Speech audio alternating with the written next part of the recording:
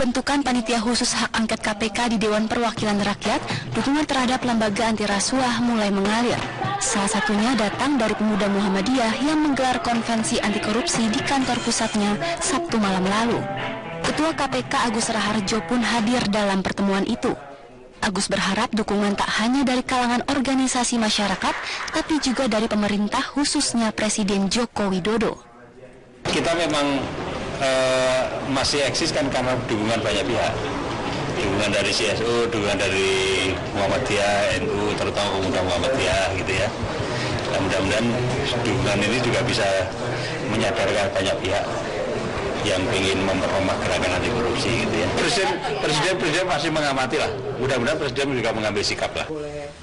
Desakan agar Presiden Jokowi mendukung KPK sudah datang dari kalangan aktivis anti korupsi. Mereka menganggap dukungan itu bisa mencegah KPK dilemahkan dalam pengusungan hak angket ini. Presiden Jokowi tidak bisa menyampaikan dan lepas tangan dari persoalan angket. Karena angket ini sudah didrive dan didorong oleh partai-partai koalisi dari pemerintah itu sendiri. Dan output dari angket itu akan jatuh dan balik kepada Presiden sendiri. Maka Presiden harus menyampaikan sikap dan menertibkan partai-partai koalisinya agar tidak menjadi liar untuk menyusung hak angket itu. Dan pasti Presiden akan direpotkan sendiri dari persoalan ini. Sayangnya harapan aktivis tersebut bakal sulit terwujud sebab pemerintah menegaskan hak angket adalah kewenangan DPR.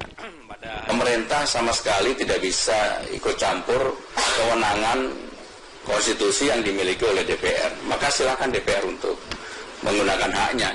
Jadi pemerintah ya ini kan hak DPR. Polri pun menyampaikan akan membantu DPR dalam menjalankan mekanisme angket seperti jemput paksa pihak yang menolak hadir. Itu mekanisme DPR ya, bukan mekanisme pemanggilan di Polri ya. Jadi kita mengikuti mekanisme di DPR ya. Pembentukan pansus KPK menuai kontroversi karena diawali aksi ketuk palu dan walkout sejumlah fraksi. 3 fraksi juga menolak mengutus perwakilannya dalam pansus sehingga dianggap tak memenuhi standar undang-undang tentang DPR. Tim Liputan Metro TV. DPR Fahri Hamzah yang menjenguk 2 tahanan KPK tanpa izin di rumah tahanan Polres Jakarta Timur. ICW menduga ada motivasi tertentu di balik kunjungan Fahri Hamzah kepada 2 tahanan lembaga anti rasuah tersebut.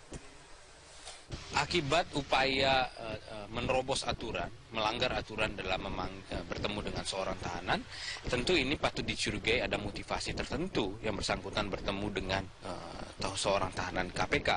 Apalagi dilakukan dengan cara melanggar ketentuan dan mekanisme yang sudah diatur di dalam peraturan perundang-undangan. Akibatnya tentu ini sebuah terobosan aturan, menerobos aturan yang menjadi presiden buruk bagi seorang pejabat publik. Kita ke informasi dari Wakil Ketua DPR Fahri Hamzah ke rumah tahanan Polres Jakarta Timur dikritik. Pasalnya Fahri juga membesuk 2 tahanan Komisi Pemberantasan Korupsi dalam kasus dugaan suap pemberian predikat wajar tanpa pengecualian dalam kunjungan ini. Partai Keadilan Sejahtera pun mempertanyakan tindakan Fahri yang disebut belum dapat izin dari lembaga anti rasuah. Adalah Partai Keadilan Sejahtera yang meminta Wakil Ketua DPR Fahri Hamzah memberikan penjelasan kepada publik terkait alasannya bertemu dengan 2 tahanan KPK di rumah tahanan Polres Jakarta Timur Senin 27 Mei 2017. Pasalnya, PKS menolak tindakan Fahri yang membesuk tahanan KPK tanpa izin lembaga anti rasuah sebagai perwakilan partai. Pak Fahri fair saja menjelaskan pada publik mengapa dia katanya mengunjungi kantor kepolisian tapi kok malah mengunjungi orang yang terkena OTT.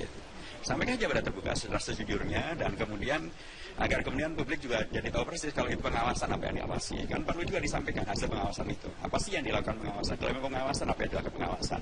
Dan apakah beliau adalah orang yang tepat untuk melakukan pengawasan itu karena ini domainnya pimpinan koordinator bidang hukum dan bidang politik gitu ya. Itu domainnya Pak Fadlizon gitu ya.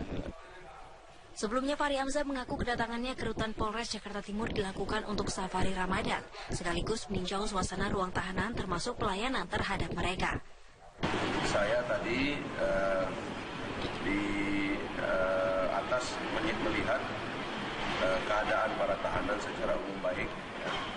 Tadi juga ada 2 tahanan tipikor. Tadi Pak Sepangima Satriani sama Pak Rahmat sama yang satunya Pak Rohadi, ya, Pak Rohadi hadir, Pak Rohadi yang terkait kasus kemarin BPK. Ya, beliau juga sehat, ya, sholat terus beliau sholat sunnah. Jadi tidak fokus pada itu beliau, ya. Fokus pada bagaimana Polres Jakarta Timur sama Raboni melayani, ya. Mereka dengar banyak inovasi, banyak dan sebagainya. Ini mereka mengapresiasi langsung. Jadi memang situasinya dari seperti dikatakan bahwa juga profesional, modern, terpercaya dengan humanis pelayanan kita terhadap tahanan juga begitu dirasakan. Komisi Pemberantasan Korupsi mengaku belum memberikan izin kepada siapapun, termasuk Fahri Hamzah, untuk menjenguk auditor BPK, Rohmadi Sabtogiri, dan pejabat Kementerian Desa PDTT, Jarod Budi Prabowo. KPK pun menyayangkan sikap Fahri yang tidak meminta izin untuk mendatangi tahanan yang tengah menjalani proses hukum. Tim Liputan. Bapak Menteri, yaitu atas nama Bapak Eko, apa kabar Pak Eko? Baik Pak, apa kabar? Selamat malam. Selamat malam. Apa kabar Pak Eko di puasa pertama hari ini? Puasa lancar ya Pak Eko ya? Alhamdulillah lancar. Pak Eko, mungkin kita langsung saja membahas masalah yang akhir-akhir ini menjadi cukup perbincangan di masyarakat, yaitu mengenai tangkap tangan terhadap salah satu pejabat di instansi yang Bapak pimpin. Bapak mengetahui tidak mungkin adanya upaya suap yang dilakukan oleh Irjen ini kepada BPK? Saya juga terkejut karena pada saat itu saya lagi di kantor, kira-kira antara jam 6 jam 7 saya ditelepon oleh sekjen saya, dikasih tahu bahwa ada 4 ruangan di Kementerian Desa yang disegel KPK. Ketika waktu itu tidak berada di kantor ya Pak ya? Saya di kantor. Oh, di kantor. Saya di kantor, terus begitu saya dikasih tahu, saya otomatis telepon Irjen saya kan. Ternyata saya telepon Irjen saya tidak bisa dihubungi. Akhirnya saya telepon biro hukum saya, karena ini menyangkut KPK, saya minta untuk datang ke KPK untuk mencari informasi.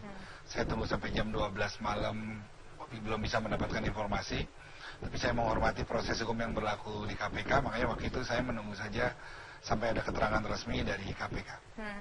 Kalau kita tanyakan lagi ke Ustadz, kalau melihat informasi yang adanya operasi tangkap tangan menjelang 1 hari pelaksanaan bulan suci Ramadan, Ustadz melihatnya bagaimana ini pejabat disinyalir melakukan penyalahgunaan wewenangnya untuk mendapatkan sesuatu begitu?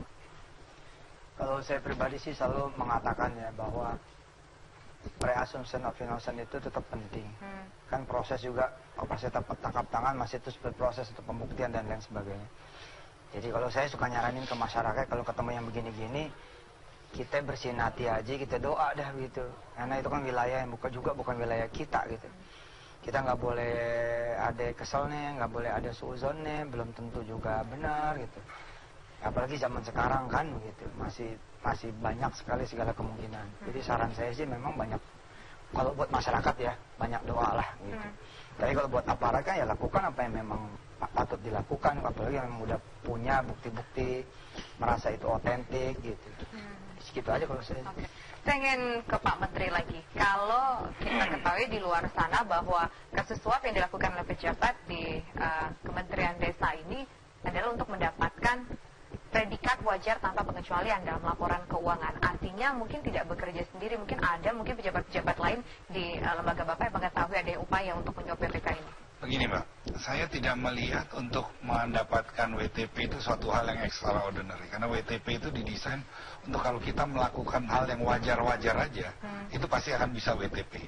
Kenapa di kementerian saya waktu kemarin belum WTP, masih WDP? Karena banyak hal yang terpending gitu. Karena terpending, akhirnya waktu diaudit laporannya belum masuk, belum itu. Jadi menurut saya itu bukan hal yang sulit. Makanya tahun lalu kita membuat satu kick off di mana kita akan mewujudkan untuk bisa jadi WTP, dan itu pegawai saya kerjanya sampai malam-malam untuk mewujudkan itu. Jadi harusnya nggak sulit, dan saya yakin dengan kerja keras itu improvementnya cukup signifikan. Nah, juga untuk mendapat WTP itu BPK saya yakin tidak bisa hanya ditentukan oleh 1-2 orang, karena itu satu proses yang panjang, yang mulai dari auditornya, timnya, terusnya ada satu kayak satu tim yang menentukan gitu. Itu nggak bisa 1-2 orang.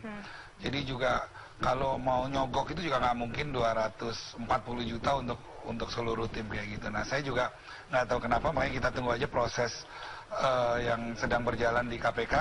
Saya minta kepada Pak Irjen juga, karena Irjen saya ini termasuk orang yang saya anggap menjadi garda terdepan dalam pemberantasan korupsi di tempat saya. Karena saya diminta oleh Presiden untuk benahi kementerian ini. Status audit terakhir seperti apa, Pak? Wajar tanpa pengecualian? Wajar atau? dengan pengecualian Itu tahun untuk 2015. 2016 wajar dengan tanpa pengecualian. Nah, saya banyak bersih-bersih Mbak di kementerian saya, baik yang menyangkut integritas dan menyangkut performance. Bahkan eselon 1 aja sekarang masih saya kosongkan 6 karena related sama performance. Nah, setiap ada pansel juga saya selalu minta data dari PPATK. Kalau data dari PPATK-nya sudah nggak ada kecurigaan, pasti tidak akan lulus. Kemudian tahun lalu kita, karena kementerian baru yang harusnya ada 3.700 pegawai negeri, kita baru ada 1.700 atau 1.800, sisanya diisi sama tenaga ahli outsourcing dari luar. Itu pun karena kita nilai ada masalah kinerja sama integrasi, itu ada 800 itu tidak saya perpanjang kontraknya atau saya keluarkan kalau yang ketuaan integrasi. Dan itu yang Pak Irjen yang menjadi motor untuk melakukan itu. Makanya saya agak marah, agak kesel, agak shock, agak itu juga kok malah orang yang paling saya percaya, orang yang saya anggap integritasnya paling bagus dan orang paling vokal dalam memberantas korupsi malah terjebak gitu.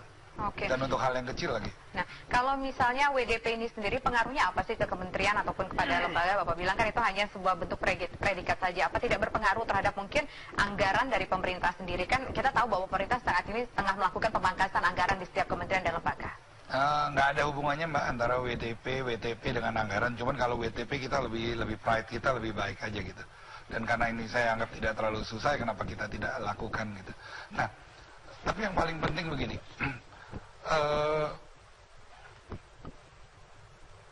Kejadian ini mudah-mudahan ada hikmahnya. Jadi dengan kejadian ini saya akan lebih kencang lagi untuk memberantas korupsi, karena di hubungan kita dengan KPK, BPK dan BPKP juga cukup baik. Waktu saya awal jadi menteri juga saya 3 hari langsung datang ke KPK, secara sukarela minta telepon saya, rumah saya, kantor saya disadap gitu. Terus kita ngadakin kerjasama memberikan pencerahan kepada seluruh pegawai di kementerian saya.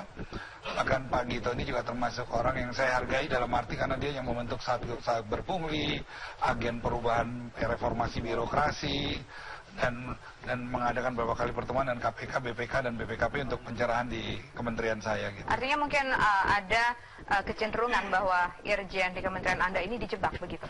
Saya nggak bisa mengatakan begitu. Faktanya udah ketangkep ya, kita percaya dengan kredibilitas KPK karena KPK adalah satu lembaga yang reputasinya kita semua tidak sangsikan. Oke, Ustadz, kalau melihat ini, kalau dari apa yang disampaikan oleh Pak Menteri bahwa orang yang tertangkap tangan ini adalah orang yang betul-betul memerangi korupsi, kemudian juga orang yang terkesan bersih dan punya etos kerja yang tinggi. Ustadz, bagaimana melihat hal ini, Ustadz? Saya itu kalau urusan begini itu suka nempatin dia sebagai orang yang nggak tahu gitu. Karena kalau saya ngomong juga sesuatu yang saya nggak paham juga, kita takut juga gitu. Jadi saya sih lebih baik ngelihat kayak begini tuh, ya gue doa aja dah gitu, biar kalau emang ini ditangkap, nangkapnya orang yang benar gitu aja. Kalau emang ini salah, mudah-mudahan ini ujian juga buat yang ditangkap gitu. Kita ya nggak ngerti kok juga. Baik. Dan tapi kita wajib percaya gitu loh. Nah, wajib percaya itu kan bukan berarti kita ikut nyampurin gitu. Nah, kalau emang sebaik-baik nyampurin itu adalah doa, ya doa aja gitu. Dan yang paling penting kejadian ini kan karena ada kesempatan. Makanya kesempatan bagaimana, Pak Menteri? Ya, berarti ada kesempatan, dan kalau nggak ada kesempatan kan berarti nggak mungkin. Nah, makanya kita sebagai pimpinan harus berusaha semaksimal mungkin mengurangi kesempatan. Makanya saya 3 minggu yang lalu dalam pertemuan di depan seluruh pegawai saya dengan pimpinan KPK, BPK dan BPKP, karena saya merasa kementerian saya sudah jauh lebih baik, saya meminta kepada KPK untuk walaupun tanpa ada kasus, bisa sewaktu-waktu mengaudit seluruh satker di kementerian saya tanpa izin saya. Tujuannya bukan untuk menangkap orang.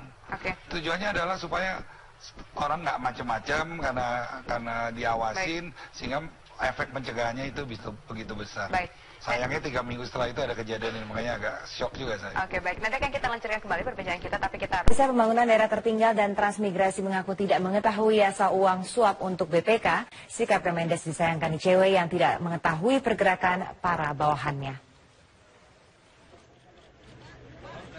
Penangkapan dua auditor BPK dan pejabat Kemendes PDT dan Transmigrasi dalam operasi tangkap tangan Jumat lalu oleh KPK seakan mencerminkan opini BPK diwarnai korupsi. Indonesia Corruption Watch mempertanyakan sikap Menteri Desa PDT dan Transmigrasi yang tidak tahu pergerakan bawahannya. ICW juga mempertanyakan asal uang suap. Nah, kok bisa Menteri Desa lepas kendali begitu bahwa ada anak buahnya pejabat eselon 1 berkeliaran tanpa dia ketahui sudah melakukan penyuapan, ya. Uang yang diberikan oleh Irjen Kemendes pada BPK itu kan lumayan, ya, ada 200 juta dan ada 1,15 miliar. Nah, pertanyaannya uangnya dari mana? Nah, biasanya kalau ada temuan BPK dan harus mengembalikan kerugian negara, mengganti kerugian negara, itu biasanya mereka urunan. Menteri Desa PDT dan Transmigrasi mengaku tidak mengetahui asal uang suap untuk BPK. Saya nggak tahu, bisa ditanyakan langsung nanti ke yang bersangkutan, karena beliau juga menurut saya orang yang sederhana. Dari ruangan dua auditor BPK, KPK mengamankan barang bukti uang 40 juta rupiah, 1,1 miliar rupiah, dan 3.000 dolar Amerika Serikat. Tersangka SUG diduga melakukan pendekatan pada pihak auditor BPK. Kode untuk sejumlah uang yang disepakati adalah perhatian, dalam tanda petik perhatian huruf besar. Pemberian diduga terkait dengan opini wajar tanpa pengecualian di Kemendes PDTT tahun anggaran 2016. Operasi tangkap tangan bermula dari Jumat 26 Mei pukul 3 sore. KPK mengamankan 6 orang di kantor BPK. Di antaranya 2 auditor BPK dan 1 pejabat eselon 3 Kementerian Desa PDT dan Transmigrasi. Selang 1,5 jam kemudian KPK mengamankan Irjen Kemendesa di kantor Kemendes di Kalibata. Di hari yang sama dari kegiatan ini, KPK menyegel 2 ruangan di BPK dan 4 ruangan di Kemendes. Tim Liputan, Metro TV. Menteri Desa, Pembangunan Daerah Tertinggal dan Transmigrasi pasrah atas status laporan anggaran kementeriannya saat ini. Pihaknya tidak keberatan jika Badan Pemeriksa Keuangan nantinya akan melakukan audit ulang pasca operasi tangkap tangan oleh KPK. Yang mengenai hasil dari opini BPK, saya serahkan ke BPK apa mau di-audit lagi atau bagaimana. Karena saya merasakan dari kementerian kami juga bekerja sudah cukup keras untuk melakukan perbaikan-perbaikan. Korupsi KPK menangkap 7 pejabat dari 2 lembaga negara dalam operasi tangkap tangan ini, termasuk 2 auditor Badan Pemeriksa Keuangan. Ya, selain dari BPK, 7 orang yang ditangkap ini berasal dari Kementerian Desa, Pembangunan Daerah Tertinggal dan Transmigrasi. Juru bicara KPK Febri Diansa membenarkan KPK telah menangkap 7 orang dalam operasi tangkap tangan. 7 orang yang ditangkap ini berasal dari 2 institusi negara, yakni Badan Pemeriksa Keuangan dan Kementerian Desa, Pembangunan Daerah Tertinggal dan Transmigrasi. Di antara 7 orang yang ditangkap ini termasuk 2 auditor BPK, sementara sisanya merupakan pegawai negeri sipil dan pegawai non-PNS di kedua institusi. Dalam operasi tangkap tangan itu, penyidik KPK juga mengamankan sejumlah uang dalam bentuk rupiah, namun belum dirinci jumlahnya. Ada 7 orang yang dibawa ke kantor KPK dan kemudian sekarang dilakukan pemeriksaan. 7 orang tersebut berasal dari unsur 2 institusi negara. Kami sedang melakukan pemeriksaan terhadap mereka. Pihak Badan Pemeriksa Keuangan atau BPK membenarkan adanya operasi tangkap tangan oleh KPK terhadap auditor BPK. Kepala Biro Humas BPK Yudi Ramdan menyatakan penyidik KPK sempat menggeledah dan memeriksa sejumlah ruangan di gedung BPK selama 2 jam. Rekan-rekan dari KPK mendatangi BPK, ada operasi tangkap tangan, pemeriksaan, dan penggeledahan di BPK. Dan di sana dilakukan pemeriksaan, dan jam 5:08 itu 2 orang auditor BPK dan 1 orang staf BPK dimintai keterangan ke KPK. Sekarang yang bersangkutan berada di KPK untuk melanjutkan peristiwa pemeriksaan lebih lanjut. Operasi tangkap tangan di BPK ini diduga terkait pemberian status wajar tanpa pengecualian atau WTP terhadap pengelolaan keuangan Kementerian Desa, Pembangunan Daerah Tertinggal, dan Transmigrasi. Sejumlah ruangan di kedua institusi negara ini juga disegel oleh KPK. Dari Jakarta, Tim Liputan Metro TV. Operasi tangkap tangan yang diduga melibatkan pejabat dari Badan Pemeriksa Keuangan dan Kementerian Desa, Pembangunan Daerah Tertinggal, dan Transmigrasi. 7 orang diamankan dari OTT tersebut beserta sejumlah barang bukti. Ya, untuk informasi selengkapnya kita langsung bergabung dengan Mila Amalia dari gedung KPK. Mila, apakah sudah ada keterangan resmi dari KPK terkait dengan OTT yang melibatkan 2 lembaga ini?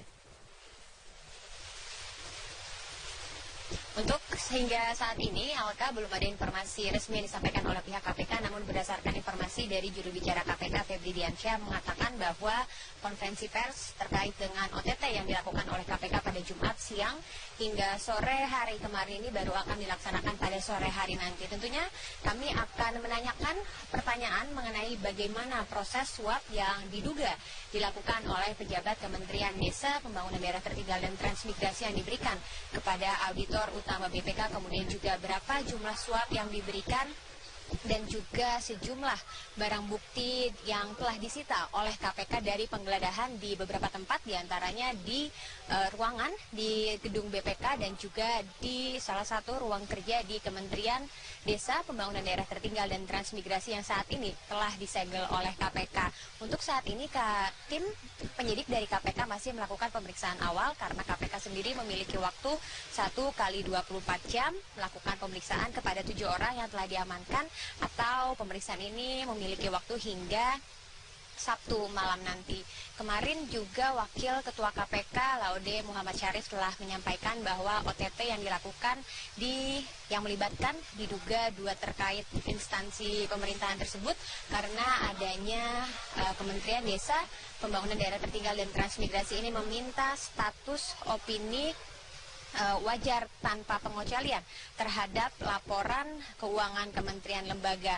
Padahal pada hari Selasa 23 Mei lalu, Presiden Jokowi telah menerima laporan keuangan pemerintah pusat atau LKPP tahun 2016 dari BPK yang menyampaikan bahwa LKPP di tahun 2016 ini berstatus wajar tanpa pengecualian, dan status tersebut telah ditunggu-tunggu oleh pemerintah pusat selama kurang lebih 12 tahun karena terakhir di LKPP tahun 2004 status tersebut diberikan. Selain itu juga dari 73 laporan keuangan kementerian lembaga yang diberikan predikat opini wajar tanpa pengecualian oleh BPK, Kementerian Desa, Pembangunan Daerah Tertinggal, dan Transmigrasi merupakan salah satunya, sehingga apakah memang opini tersebut diberikan secara murni dari hasil audit BPK ataukah memang hal ini terkait dengan OTT yang kemarin telah dilakukan oleh pihak KPK. Tentunya kami masih menunggu konferensi pers yang nanti sore akan digelar. Alka. Baik, Mila Amalia masih terus. Nugroho, mantan auditor BPKP, dan Bapak M. Yasin, mantan wakil ketua KPK sekaligus mantan Irjen dari Kementerian Agama. Bapak-bapak, terima kasih sudah bergabung bersama kami. Saya langsung ke Pak Leo. Pak Leo, sebenarnya seberapa penting sih kalau kita bicara audit sebuah kementerian dan lembaga negara? Seberapa penting itu harus dilakukan? Kalau kita bicara audit itu sebenarnya kan memastikan bahwa semua yang dikerjakan dilaporkan sesuai dengan standar. Perlu dikenalkan juga ke masyarakat sebenarnya bahwa audit itu ada macam-macam. Audit yang dilakukan oleh BPK ada beberapa macam. Satu, audit atas laporan keuangan. Yang kedua, audit kinerja. Ketiga, audit dengan tujuan tertentu. Nah, audit atas laporan keuangan ini tujuannya ngasih opini. Opini itu pendapat apakah laporan keuangan itu disajikan sudah sesuai dengan standar pelaporan. Kalau laporannya sesuai dengan standar pelaporan, maka dia akan mendapat opini wajar tanpa pengecualian. Kalau pendapat yang kedua itu pendapat wajar dengan pengecualian. Wajar dengan pengecualian pada umumnya wajar, kecuali yang ini gitu. Dan dalam hal ini BPK bekerjasama dengan auditor publik gitu untuk memeriksa laporan keuangan suatu kementerian. Jadi kewenangan untuk melakukan pemeriksaan keuangan negara itu ada di BPK, diatur di Undang-Undang Nomor 15. Itu kewenangannya ada di BPK. Kalaupun BPK mempekerjakan kantor akuntan publik itu pun bekerja atas nama dan untuk BPK. Oke, kemudian kalau bagaimana sebenarnya suatu kementerian atau lembaga negara ini bisa mendapatkan opini WTP tersebut wajar tanpa pengecualian? Kalau opini wajar tanpa pengecualian artinya semua laporan yang disajikan sudah sesuai dengan standar akuntansi pemerintah. Karena BPK juga mengauditnya juga menggunakan standar audit keuangan negara. Jadi dua-duanya mengauditnya menggunakan standar, laporan yang diaudit pun disajikan sesuai dengan standar. Sebegitu pentingkah opini WTP ini sehingga sampai harus ada kasus penyuapan seperti ini? Belakangan ini jadi gengsi ya. Karena saya berharap sebetulnya ini ada edukasi juga dari BPK, dari humasnya BPK, mengedukasi bahwa audit BPK itu ada beberapa macam. Salah satunya adalah memberikan opini. Dan opini juga ada tingkatannya ya, ada wajar tanpa pengecualian, wajar dengan pengecualian, kemudian tidak wajar, bahkan satu lagi ada disclaimer dan bahkan ada tidak memberikan pendapat. Nah, itu menjadi penting karena sebetulnya belakangan ini kan memang ada untuk daerah itu ada insentif. Kalau laporan keuangannya itu wajar tanpa pengecualian, itu bisa dapat insentif untuk beberapa instansi-instansi yang punya rapot bagus. Kalau Kementerian dan Lembaga Negara ada insentifnya juga atau tidak? Yang saya yang saya tahu ada, tapi saya lupa peraturan yang mana gitu ya. Tapi yang jelas setiap kementerian dan daerah semua auditinya BPK berlomba untuk dapat WTP. Artinya itu lebih kepada gengsinya, begitu? Satu gengsi, karena di masyarakat juga tertanam bahwa kalau laporan keuangan sudah wajar tanpa pengecualian, itu sudah bersih, dianggap clean, padahal belum tentu. Itu kan hanya masalah kepatuhan pelaporan sesuai dengan standar. Nah, kalau Pak Yasin dulu sebagai Irjen Kementerian Agama, begitu sebenarnya mekanismenya laporan keuangan kementerian itu seperti apa sih, Pak? Ya, mekanisme laporan kementerian tadi kan sudah disinggung oleh Pak Leo, berdasarkan standar akuntansi pemerintah.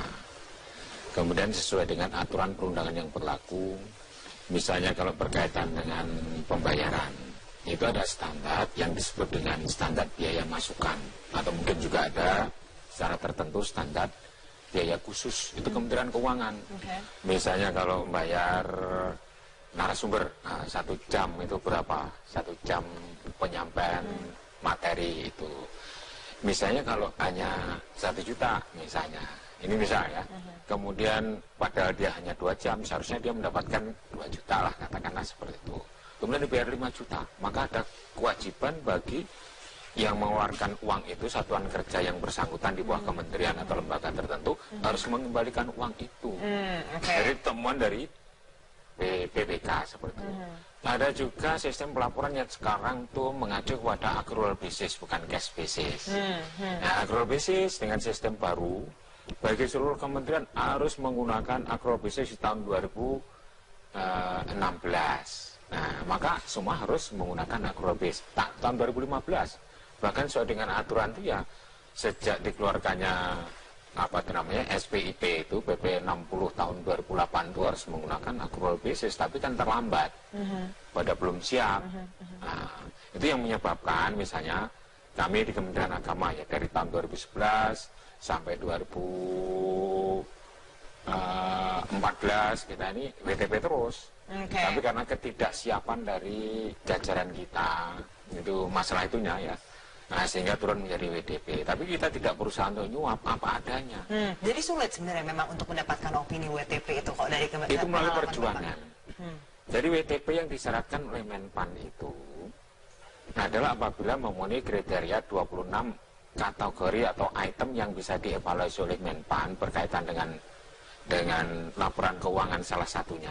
Jadi setiap kementerian dan lembaga itu yang bisa dikategorikan melaksanakan reformasi birokrasi apabila opini keuangan hasil audit keuangan BPK itu mendapatkan WTP.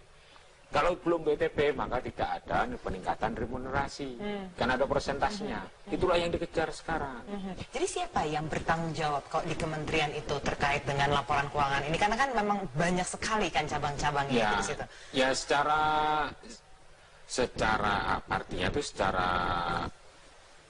pusatnya adalah yang kepala lembaga atau menterinya. Jadi menterinya pasti tahu nih kalau ada penyimpangan sedikit pun. Kalau penyimpangan itu yang mengetahui adalah Irjen, kan ada tadi disebutkan ada audit kinerja, audit investigatif atau tujuan tertentu. Dari audit kinerja itu apabila ada penyimpangan dilakukan audit tujuan tertentu. Apabila ada misalnya indikasi kerugian negara, ini semua hasil audit kan juga dilaporkan ke BPK. BPK menjadi tahu maka ditindaklanjuti dengan audit yang dilakukan oleh BPK. Dia memilih sampel.